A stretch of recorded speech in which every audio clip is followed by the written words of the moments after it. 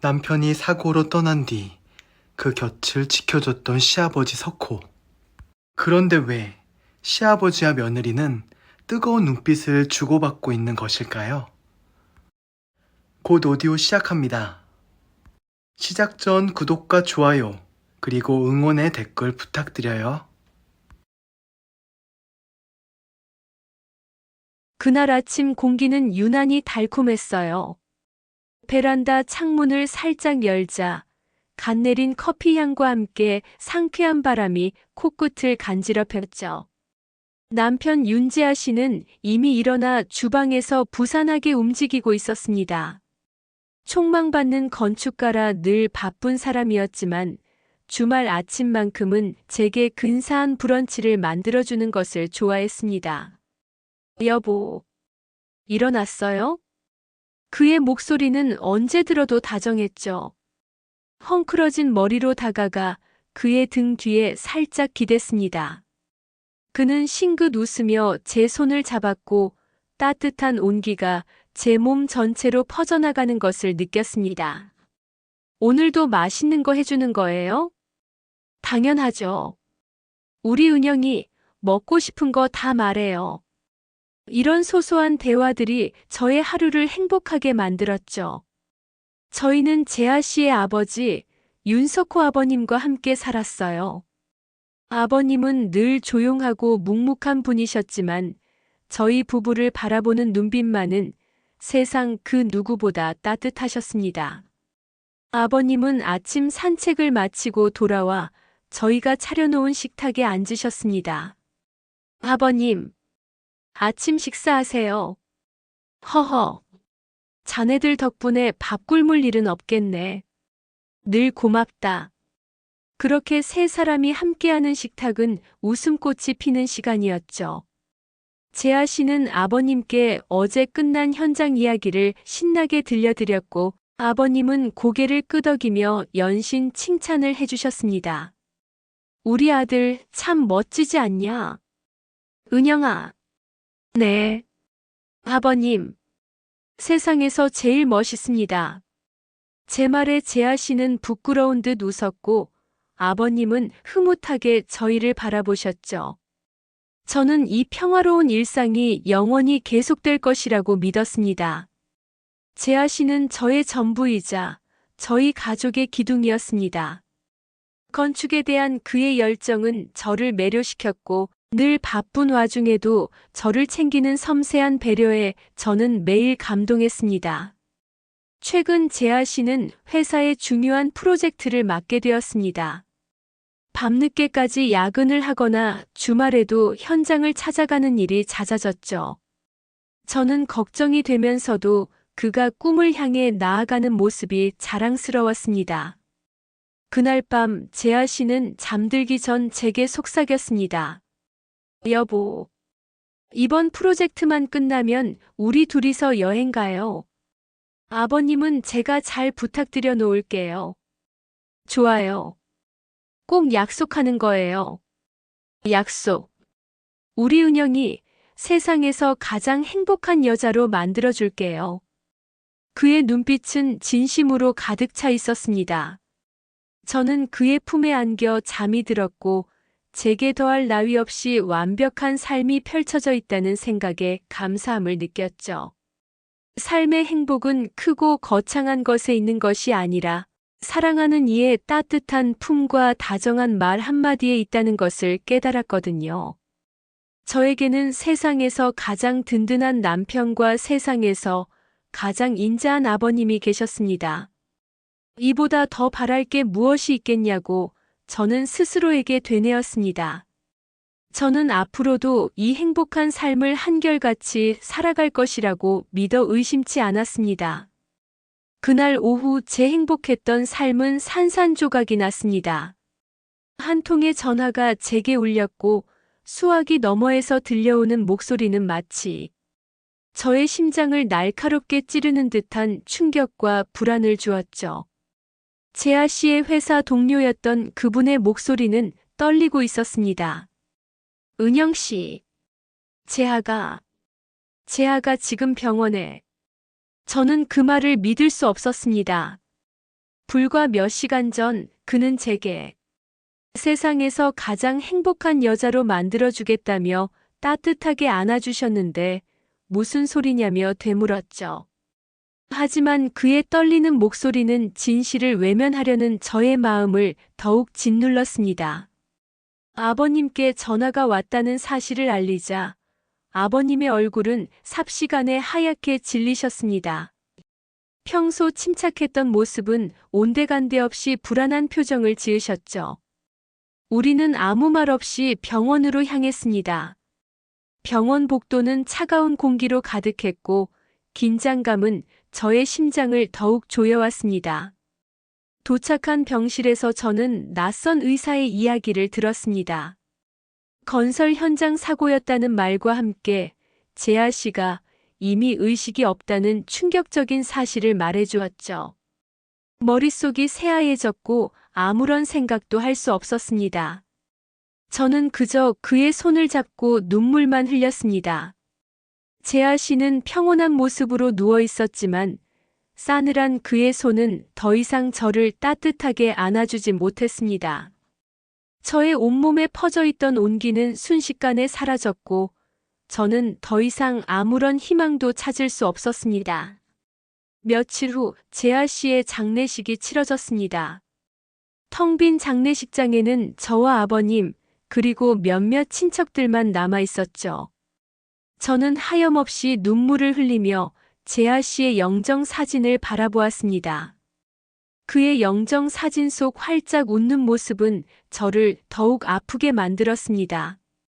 행복했던 우리의 과거가 마치 한 편의 영화처럼 스쳐 지나갔습니다. 아버님은 저와는 다르게 눈물 한 방울 흘리지 않으셨습니다.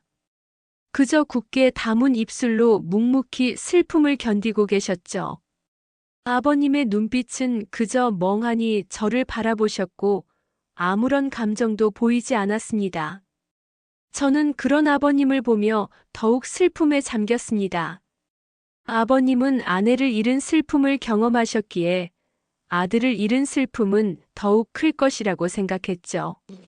하지만 그의 모습은 그저 담담했습니다. 저는 그런 그의 모습에 불안감과 함께 알 수 없는 의심을 품게 되었습니다. 슬픔에 잠겨 있는 저와는 다르게 슬픔을 견디고 있는 그의 모습이 낯설게 느껴졌기 때문이죠. 저의 슬픔은 주변의 시선에도 영향을 주었습니다. 친척들과 이웃들은 저를 안쓰러운 눈빛으로 바라보았고 알 수 없는 소문들이 돌기 시작했죠. 저는 그런 시선과 소문들이 저를 더욱 힘들게 만들었습니다.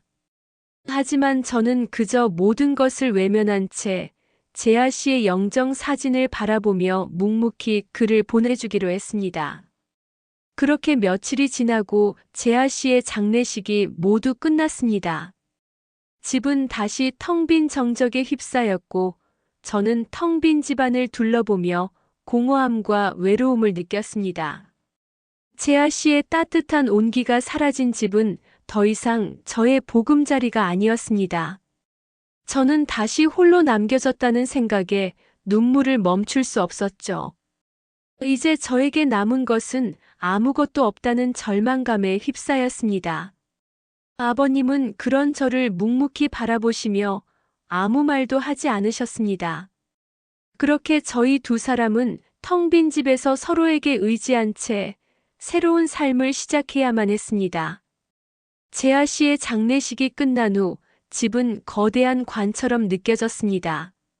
온기라고는 찾아볼 수 없는 차가운 공간이 되었죠. 그의 웃음소리, 발소리, 목공소에서 들려오던 작업소리까지 모든 것이 사라진 정적이 저를 짓눌렀습니다. 저는 제 방에 스스로를 가두었습니다.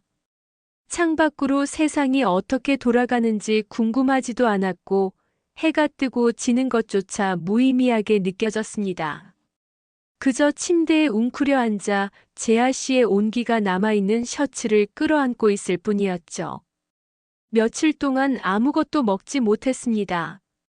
목이 말라도 물 한 모금 마실 힘조차 없었고 그저 이렇게 재아 씨를 따라 죽어가는 것이 저의 마지막 선택이라고 생각했습니다.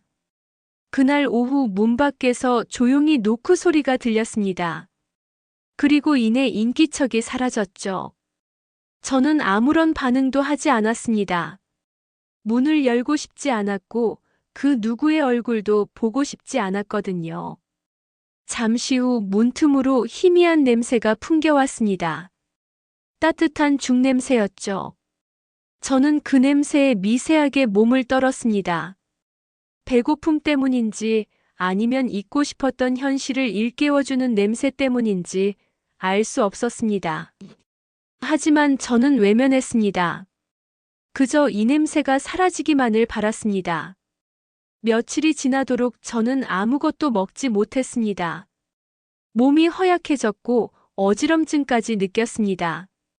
그러던 어느 날 다시 문 밖에서 노크 소리가 들렸고 이내 쪽지 한 장이 문틈으로 밀려 들어왔습니다.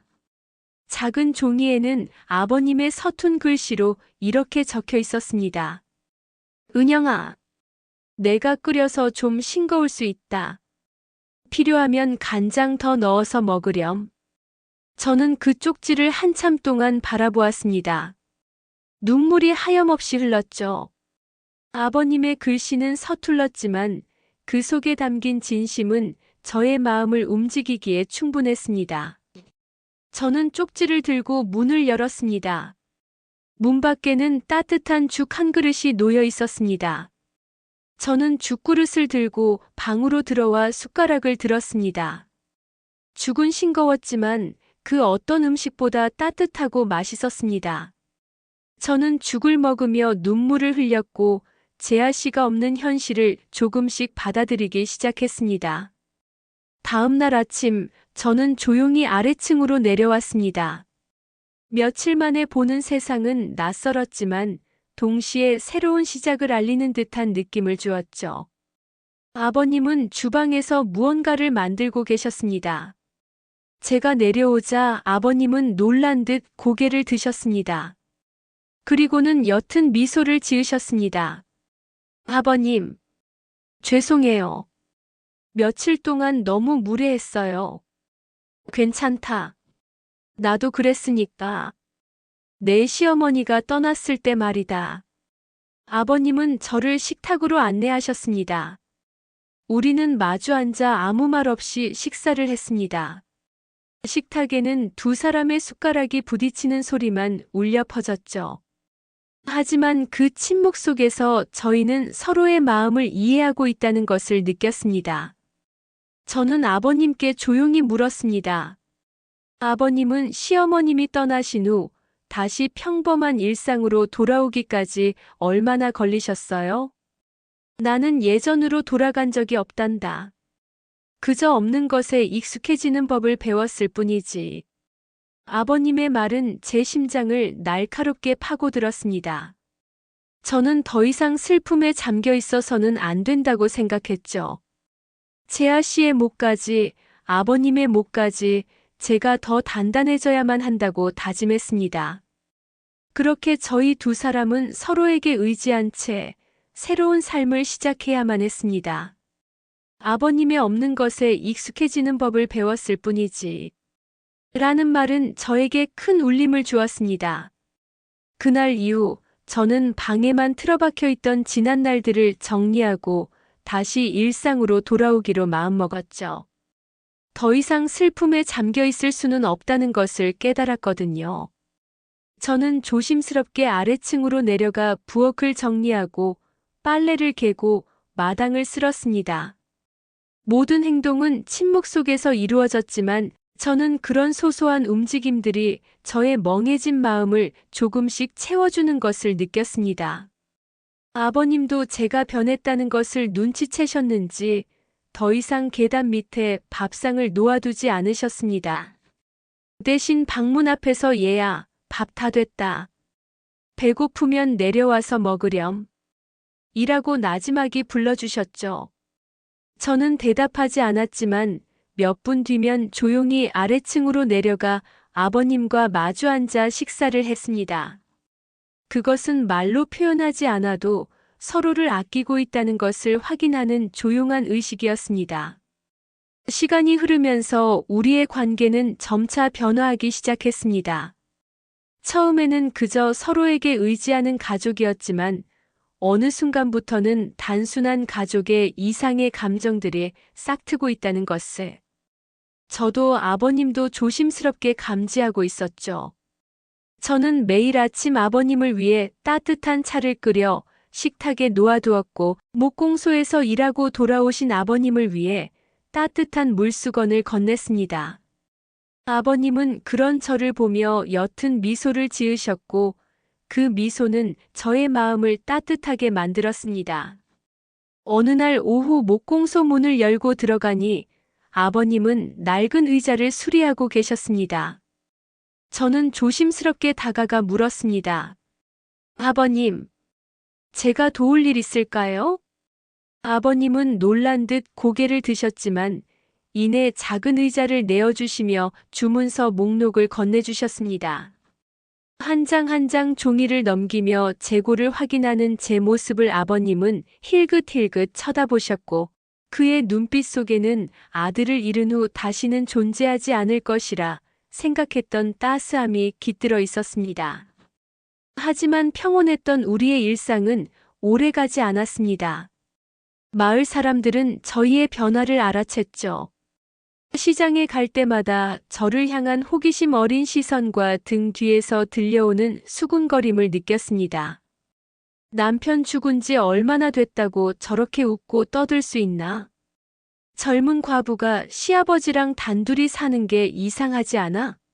라는 말들이 제 귀에 생생하게 들려왔습니다. 저는 마음속으로 불안감이 커져가는 것을 느꼈습니다. 그러던 어느 날 아버님의 누나, 그러니까 저에게는 고모님이 굳은 얼굴로 저희 집을 찾아오셨습니다. 그녀는 아버님께 목소리를 높였습니다. 진수야, 너 언제까지 며느리를 내 집에 데리고 있을 셈이야? 이 동네 사람들이 너랑 쟤를 진짜 부녀지간으로 보겠냐고. 고모님의 목소리는 날카로웠고 그 말은 저의 심장을 찢어놓는 듯한 고통을 주었습니다. 저는 서둘러 방으로 들어가 문을 굳게 닫았지만 제 손은 미세하게 떨리고 있었죠. 저는 눈물이 멈추지 않았습니다. 사랑하는 사람을 잃은 슬픔도 감당하기 힘든데 이제는 세상의 비난까지 감당해야 한다는 사실이 저를 짓눌렀습니다. 저는 아버님께 짐이 된다는 생각에 불안했습니다. 우리의 관계가 세상의 모든 것을 잃게 만들 수도 있다는 생각에 불안했죠. 그래서 저는 결심했습니다. 아버님과 저를 위해 그리고 돌아가신 재아 씨를 위해 제가 떠나야만 한다고 생각했어요. 저는 작은 여행 가방을 꺼내 조용히 옷을 접었습니다. 남편의 셔츠를 접을 때마다 눈물이 핑 돌았지만 저는 눈물을 참고 굳게 마음을 먹었습니다. 그날 저녁 아버님이 저녁을 준비하시는데 저는 가방을 끌고 아래층으로 내려갔습니다. 아버님은 놀란 듯 멈칫하며 저를 바라보셨습니다. 어디 가니? 밖에 방을 얻으려고요. 그게 아버님께도 좋을 것 같아요. 사람들이 너무 많은 말을 해요. 아버님께 더 이상 폐를 끼치고 싶지 않아요. 제 말에 아버님의 얼굴은 삽시간에 하얗게 질렸습니다. 마치 두 번째로 가족을 잃는 것처럼 망연자실한 표정을 지으셨죠. 저는 그런 아버님을 보며 마음이 아팠지만 더 이상 여기에 머물러서는 안 된다는 것을 알고 있었습니다. 그때 아버님이 제 손을 꽉 잡으셨습니다. 장례식 이후 처음으로 그는 저의 손을 놓지 않으려는 듯 힘을 주셨습니다. 나는 세상 사람들 이해 필요 없다. 내가 여기서 반듯하게 살아주면 그걸로 족하다. 하지만 내가 떠나면 난 이 텅 빈 집에서 혼자 살게 되겠지. 그리고 이번에는 널 보내고 싶지 않다. 그의 목소리는 단호했지만 미세하게 떨리고 있었습니다. 저는 그의 진심을 느꼈고 더 이상 도망칠 수 없다는 것을 깨달았습니다. 저는 그의 손을 잡고 눈물을 흘렸습니다. 저는 더 이상 도망치지 않고 이 모든 것을 아버님과 함께 감당하기로 결심했습니다. 아버님의 손을 잡고 눈물을 흘리던 그날 밤, 저희는 모든 것을 뒤로하고 떠나기로 결심했습니다. 새벽녘 검은 가방 2개를 들고 집을 나서는 발걸음은 무거웠습니다. 익숙한 풍경, 재아 씨와의 추억이 가득한 집을 뒤로하는 것은 쉬운 일이 아니었죠. 하지만 아버님의 단단한 손을 잡고 있으니 텅 빈 마음 한구석에 용기라는 작은 불씨가 피어오르는 것을 느낄 수 있었습니다. 그렇게 저희는 세상의 모든 비난과 편견에서 벗어나기로 했습니다. 아버님이 운전하는 낡은 트럭은 묵묵히 동해를 향해 달렸습니다. 저는 창밖으로 빠르게 스쳐 지나가는 도시의 불빛들을 바라보며 지난날의 기억들을 정리했습니다. 행복했던 순간들, 그리고 재아 씨를 잃은 슬픔. 그 모든 것들이 마치 꿈처럼 느껴졌죠. 저의 옆에는 묵묵히 운전하는 아버님이 계셨습니다. 저는 그의 옆모습을 물끄러미 바라보았습니다. 세상의 모든 고통을 혼자 감당하려는 듯 굳게 담은 입술과 피곤함이 역력한 눈빛. 저는 그런 그의 모습에 마음이 아팠고 그의 어깨에 조심스럽게 기댔습니다. 아버님은 멈칫하셨지만 이내 저의 손을 꽉 잡아주셨습니다. 우리는 아무 말도 하지 않았지만 그 침묵 속에서 서로에게 의지하고 있다는 것을 느꼈죠. 며칠 밤을 달려 도착한 곳은 동해의 한적한 어촌 마을이었습니다. 코끝을 스치는 짭짤한 바다 내음, 밤새 들려오는 파도 소리. 모든 것이 낯설었지만 동시에 새로운 삶을 시작할 수 있다는 희망을 주었습니다. 아버님은 마을 외곽에 있는 낡은 집을 구해 저희의 보금자리로 만들었습니다. 작은 방 2개와 낡은 부엌이 전부였지만 저는 그 공간이 세상에서 가장 따뜻한 보금자리처럼 느껴졌습니다. 아버님은 다시 목공 일을 시작하셨습니다. 마을 주민들은 아버님의 뛰어난 솜씨에 감탄했고 저희는 금세 마을 사람들과 어울리게 되었죠. 저는 아버님을 도와 낡은 의자를 수리하고 깨진 식탁을 고치는 일을 도왔습니다. 함께 톱질을 하고 망치질을 하는 동안 저희의 사랑은 더욱 깊어졌습니다. 저희의 관계를 이상하게 보던 사람들은 이제는 저희를 따뜻한 눈빛으로 바라보았죠. 아버님은 저에게 이렇게 말씀하시곤 했습니다. 은영아, 난 이 삶이 참 좋다. 너랑 이렇게 같이 있을 수 있는 것만으로도. 저도요. 아버님, 이렇게 함께하는 시간 꿈만 같습니다. 저희는 새벽 일찍 일어나 함께 바닷가를 거닐었습니다. 맑은 바닷물에 발을 담그고 따뜻한 햇살을 받으며 서로의 손을 잡고 걸었죠. 저는 아버님의 손을 잡고 걷는 그 순간이 세상에서 가장 행복했습니다. 재아 씨가 없는 삶은 상상조차 할 수 없었지만 이제는 아버님이 제 삶의 전부가 되어주셨습니다.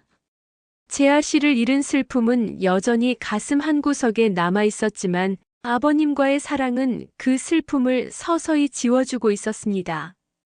어느 날 저녁 아버님은 저에게 작은 나무 반지를 만들어 주셨습니다. 서툰 솜씨로 만든 반지였지만 저는 그 어떤 보석보다도 아름답게 느껴졌죠. 아버님은 수줍게 저의 손가락에 반지를 끼워 주셨습니다. 내 눈에는 내가 세상에서 가장 예쁘다. 고맙습니다. 아버님, 저도 아버님을 많이 사랑합니다. 그 순간 저는 더 이상 불안하지 않았습니다. 세상의 비난도 재아 씨에 대한 미안함도 모두 사라졌죠. 저는 그저 아버님과의 사랑에 충실하기로 다짐했습니다. 우리의 사랑이 결코 잘못된 것이 아님을 스스로에게 되뇌었습니다. 저는 새로운 삶에 적응하며 아버님과의 사랑을 더욱 소중히 여기며 평화로운 일상을 보냈습니다.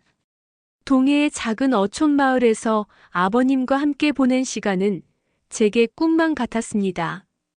도시의 소란스러움과 사람들의 차가운 시선에서 벗어나 저희는 서로에게만 집중하며 평화로운 나날을 보냈죠. 매일 아침 함께 바닷가를 걷고 점심에는 아버님이 직접 잡아온 싱싱한 생선으로 식사를 차려 먹었습니다. 오후에는 아버님의 목공일을 도우며 나무 냄새 가득한 공간에서 행복을 느꼈죠. 저는 더 이상 재하 씨의 죽음과 세상의 비난에 시달리지 않았습니다. 아버님의 따뜻한 사랑이 저의 모든 상처를 치유해주고 있었기 때문이죠. 어느 날 오후 아버님은 마을 주민의 부탁으로 큰 가구를 만들게 되셨습니다. 저는 평소처럼 목공소에 들어가 아버님을 도와드렸죠. 낡은 창고 한 구석에 있는 짐들을 정리하던 중 먼지가 잔뜩 쌓인 낡은 상자 하나를 발견했습니다. 재하 씨가 아버님의 물건이라며 가져왔던 것이었죠. 저는 아버님의 손을 잡고 이 상자 안에 뭐가 들었어요? 라고 물었습니다. 아버님은 아무 말 없이 상자를 열어보셨고 상자 안에는 시어머니의 오래된 사진들과 함께 낡은 일기장 한 권이 들어 있었습니다. 시어머님의 젊은 시절 사진을 보니 마음 한편이 아련했습니다. 저는 시어머님의 얼굴을 자세히 보지는 못했죠. 하지만 사진 속 그녀의 얼굴에는 따뜻한 미소가 가득했습니다. 저는 시어머니가 어떤 삶을 사셨을지 궁금해졌고 조심스럽게 일기장을 펼쳐보았습니다. 일기장 표지는 닳아 있었고 종이는 누렇게 변색되어 있었습니다. 그 속에 담긴 글씨는 시어머님의 섬세하고 부드러운 성격을 고스란히 보여주는 듯했죠. 일기장 속에는 아버님과 시어머님의 평범한 일상들이 담겨 있었습니다. 젊은 시절의 추억, 사랑스러운 아들 재하 씨를 낳았을 때의 기쁨, 그리고 아버님에 대한 변함없는 사랑이 담겨 있었죠. 저는 일기장을 읽으며 저도 모르게 눈물을 흘렸습니다. 시어머니의 삶이 아름답고 순수했다는 것을 느꼈기 때문입니다. 하지만 몇 장을 넘기자 저는 의아한 표정으로 일기장을 읽기 시작했습니다. 일기장에는 갑자기 아버님에 대한 서운함과 배신감이 드러나 있었죠. 당신은 왜 내게 솔직하게 말해주지 않았나요? 나는 당신이 숨기고 있는 모든 것을 알고 있어요. 라는 내용이 담겨 있었습니다. 저는 그 문장을 읽고 심장이 쿵 하고 내려앉는 듯한 느낌을 받았습니다. 아버님에게 어떤 비밀이 있었던 것일까요? 저는 불안한 마음을 감출 수 없었습니다. 하지만 시어머님의 다음 문장은 더욱 충격적이었습니다. 하지만 괜찮아요. 나는 당신을 사랑하니까요. 그리고 진심으로 당신이 행복해지기를 바랍니다. 당신이 사랑하는 그 사람과 행복하게 살기를 바랄게요. 당신의 행복이 곧 나의 행복이니까요. 저는 그 문장을 읽고 온몸에 소름이 돋았습니다. 도대체 시어머니가 알고 있던 진실은 무엇이었을까요? 그리고 시어머니가 말하는 사랑하는 그 사람은 누구였을까요? 저는 충격과 공포에 휩싸였습니다. 아버님에게 제가 모르는 어떤 비밀이 숨겨져 있는 것이 아닐까 하는 의심이 들었기 때문이죠. 저는 일기장을 덮었고 멍하니 아버님을 바라보았습니다. 아버님은 저의 굳은 표정을 눈치챘는지 조심스럽게 제게 다가와 물었습니다. 무슨 일 있니? 은영아. 아니요. 아무것도 아닙니다. 저는 차마 일기장을 읽었다는 사실을 말할 수 없었습니다. 그리고 아버님에게 숨겨진 진실을 알게 될까봐 두려웠습니다. 저는 일기장을 조심스럽게 덮고 이 비밀을 혼자서 감당해야만 한다고 생각했습니다. 시어머니의 일기장을 발견한 후 저의 평화롭던 일상은 송두리째 흔들렸습니다. 일기장 속 충격적인 문장들이 머릿속을 떠나지 않았죠. 당신이 숨기고 있는 모든 것을 알고 있어요. 당신이 사랑하는 그 사람과 행복하게 살기를 바랄게요. 이 문장들이 저의 불안과 의심을 눈덩이처럼 키워나갔습니다. 저는 아버님이 제게 숨기고 있는 비밀이 무엇인지, 그리고 그 사랑하는 사람이 정말 저인지 아니면 다른 사람이었는지 알 수 없었습니다. 아버님의 따뜻한 눈빛 뒤에 숨겨진 진실이 있을지도 모른다는 생각에 저는 걷잡을 수 없는 혼란에 빠졌습니다. 그날 이후 저는 아버님과의 대화를 피했습니다.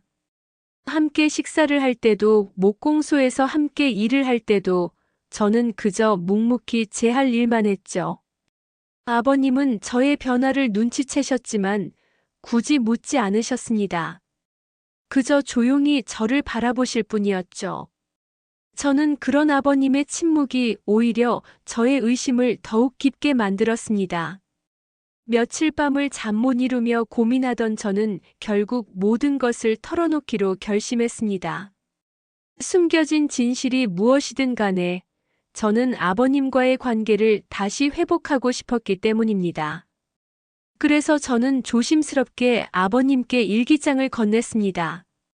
아버님, 이거 시어머님의 일기장이에요. 제가 읽었습니다. 그랬구나. 아버님은 일기장을 받아들고는 한참 동안 묵묵히 바라보셨습니다. 그리고는 옅은 미소를 지으셨죠. 저는 그 미소가 어떤 의미인지 알 수 없어서 불안했습니다. 은영아, 내 시어머니는 나에게 이 일기장을 선물로 주었단다. 선물이요? 그래. 재아가 태어났을 때 나는 이 아이가 세상에서 가장 행복한 아이가 되기를 바랐지. 그리고 재아를 낳아준 내 시어머니에게 평생을 감사하며 살겠다고 약속했단다. 아버님은 잠시 말을 멈추고 눈을 감으셨습니다. 그리고는 다시 눈을 뜨고 저를 바라보셨죠. 그런데 재아는 내 아들이 아니었단다. 네, 그게 무슨... 그 아이는 내 시어머니가 이혼하기 전 만났던 남자와의 사이에서 생긴 아이였다. 나는 내 시어머니를 진심으로 사랑했고 그녀가 이 아이를 낳고 싶어 하기에 모든 것을 받아들였단다. 하지만 사람들의 시선이 두려워 재아를 내 아들로 키웠지. 저는 충격에 휩싸였습니다. 재아 씨가 아버님의 친아들이 아니었다는 사실. 그리고 시어머니가 아버님이 아닌 다른 사람을 사랑했다는 사실에 저는 온몸에 소름이 돋았습니다. 하지만 아버님의 다음 말은 저의 모든 의심과 불안을 해소해주기에 충분했습니다. 그런데 나는 내 시어머니가 행복하기를 바랐다. 나는 재아를 친아들처럼 사랑했고 재아가 훌륭한 건축가가 되어 내 시어머니와 나를 자랑스러워하는 모습을 보며 행복했지. 내 시어머니는 내가 재아를 낳은 사람을 사랑하고 있다는 사실을 알고 있었다. 하지만 그녀는 나의 행복을 위해 모든 것을 묵묵히 받아주었단다. 그리고 이 일기장을 내게 선물로 주었지. 당신이 사랑하는 그 사람과 행복하게 살기를 바랄게요. 그녀는 나에게 이 글을 남겼단다. 저는 그 말을 듣고 눈물을 흘렸습니다. 시어머니의 깊은 사랑과 진심을 깨달았기 때문입니다. 아버님은 재아 씨의 생부와 친밀한 관계였고 시어머니는 그 모든 사실을 알고 있었음에도 불구하고 아버님의 행복을 진심으로 바랐다는 것이죠. 저는 시어머니의 일기장을 다시 읽어보았습니다. 그 속에는 슬픔과 배신감보다는 아버님에 대한 깊은 사랑과 진심이 담겨 있었습니다. 저는 우리의 사랑이 결코 잘못된 것이 아님을 깨달았고, 이제는 이 모든 시련을 아버님과 함께 극복해야 한다고 생각했습니다. 아버님의 진심을 알게 된 후, 저는 더 이상 망설이지 않기로 했습니다. 시어머니의 일기장 속에 담긴 깊은 사랑과 희생은 저에게 큰 용기를 주었죠. 저는 아버님과 저의 사랑 역시 그 어떤 편견과 비난에도 굴하지 않는 진정한 사랑이라는 것을 세상에 보여주기로 결심했습니다. 늦은 밤 저는 노트북을 켜고 키보드 위에 손을 올렸습니다. 망설이지 않고 저의 이야기를 써내려갔습니다. 나는 남편을 잃고 홀로 남겨졌습니다. 하지만 그 슬픔 속에서 저는 새로운 사랑을 만났습니다. 그 사랑은 바로 나의 시아버지입니다. 저는 우리의 만남부터 도시를 떠나 어촌 마을에 정착하기까지의 모든 과정을 솔직하게 써내려갔습니다. 재아 씨의 죽음, 아버님의 묵묵한 위로, 그리고 서로에게 의지하며 사랑을 키워나갔던 우리의 이야기. 저는 글을 쓰는 내내 눈물을 흘렸습니다. 하지만 그 눈물은 슬픔의 눈물이 아니었습니다. 진정한 사랑을 찾게 된 것에 대한 감사와 기쁨의 눈물이었죠. 저는 글의 마지막에 이렇게 썼습니다. 우리의 사랑이 세상의 시선으로는 잘못된 것일 수도 있습니다. 하지만 저는 이 사랑이 결코 잘못된 것이 아니라고 믿습니다. 저희는 서로의 상처를 치유해주고 서로의 아픔을 보듬어주며 살아가고 있습니다. 이것이 바로 진정한 사랑이라고 생각합니다. 저는 떨리는 손으로 게시 버튼을 눌렀습니다. 그리고는 아버님의 품에 안겨 잠이 들었죠. 다음 날 아침 눈을 뜨자마자 저는 핸드폰을 확인했습니다. 제가 쓴 글은 이미 인터넷을 뜨겁게 달구고 있었죠. 댓글 창에는 수많은 응원의 메시지가 달렸습니다. 두 분의 사랑을 응원합니다. 진정한 사랑은 세상의 편견을 이겨내는 용기에서 시작되는 것 같아요. 너무 감동적이에요. 저도 이 글을 읽고 큰 용기를 얻었습니다. 힘내세요. 은영 씨. 당신의 사랑은 결코 잘못된 것이 아닙니다. 저는 댓글들을 하나하나 읽으며 눈물을 흘렸습니다. 하지만 모든 사람들이 저를 응원한 것은 아니었습니다. 일부 사람들은 여전히 비난의 목소리를 높였죠. 남편 죽은 지 얼마나 됐다고 저러는 거야? 뻔뻔하기 짝이 없네. 이건 불륜이야. 며느리와 시아버지가 어떻게 사랑을 해? 세상의 윤리를 무시하는 행동이다. 당장 그 글을 삭제해라. 비난의 댓글들을 읽으며 저는 다시 불안해지기 시작했습니다. 제가 과연 잘한 일인지 아버님께 더 큰 상처를 준 것은 아닌지 하는 후회가 밀려왔죠. 그때 아버님이 제게 조용히 다가와 말씀하셨습니다. 괜찮다. 은영아. 아버님. 저 잘못한 걸까요? 아니다. 너는 내 진심을 세상에 보여준 것뿐이다. 후회하지 마라. 그 순간 저는 아버님의 손을 잡고 눈물을 흘렸습니다. 그리고 결심했습니다. 어떤 비난에도 굴하지 않고 아버님과 함께 이 모든 것을 감당하기로 말이죠. 그때 핸드폰에 새로운 알림이 떴습니다. 제가 쓴 글에 누군가 댓글을 단 것이었죠. 그 댓글은 저희에게 큰 힘이 되어 주었습니다. 바로 시어머니의 일기장이었습니다.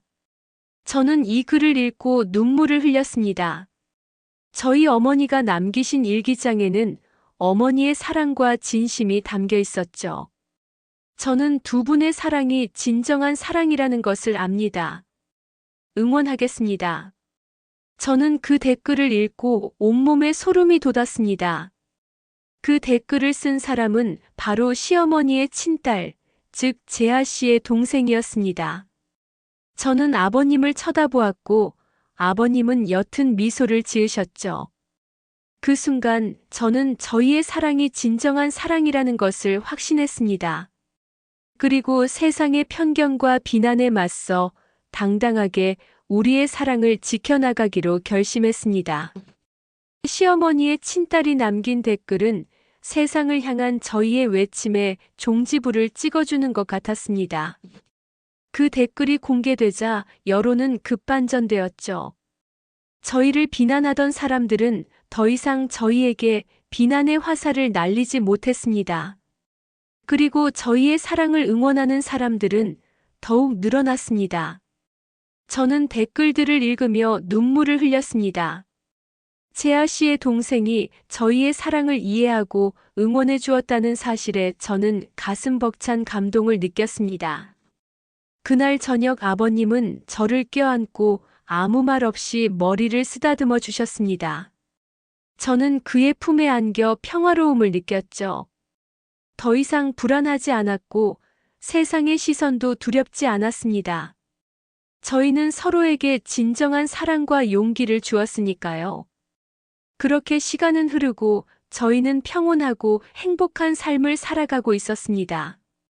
저는 아버님과의 사랑을 통해 새로운 생명을 잉태했고 훗날 딸을 낳았습니다.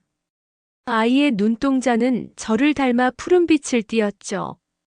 저는 그 푸른 눈동자를 볼 때마다 재아 씨와 시어머니의 깊은 사랑이 떠올랐습니다. 아버님은 아이를 품에 안고 세상 그 누구보다 행복한 미소를 지으셨습니다. 저는 그런 아버님의 모습을 보며 진정한 행복은 바로 이런 것이라고 생각했습니다. 어느덧 딸은 훌쩍 자라 어엿한 숙녀가 되었습니다. 저는 딸에게 재아 씨가 아버님의 친아들이 아니었다는 사실, 그리고 시어머니의 깊은 사랑과 희생에 대해 들려주었죠. 딸은 제 이야기를 듣고 눈물을 흘렸습니다. 그리고 저의 손을 잡고 이렇게 말했습니다. 엄마, 정말 대단하세요. 어떻게 그런 큰 사랑을 하실 수 있었어요? 엄마는 그저 아빠를 사랑했을 뿐이야. 세상의 모든 편견을 이겨낼 만큼.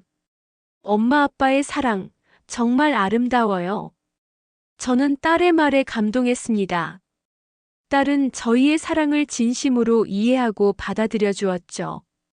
저는 딸의 머리를 쓰다듬으며 이렇게 말했습니다. 사랑하는 사람을 지켜내는 용기가 있다면 세상의 어떤 비난도 이겨낼 수 있단다. 저의 이야기는 진정한 사랑의 의미를 보여주며 많은 사람들에게 희망을 주었습니다.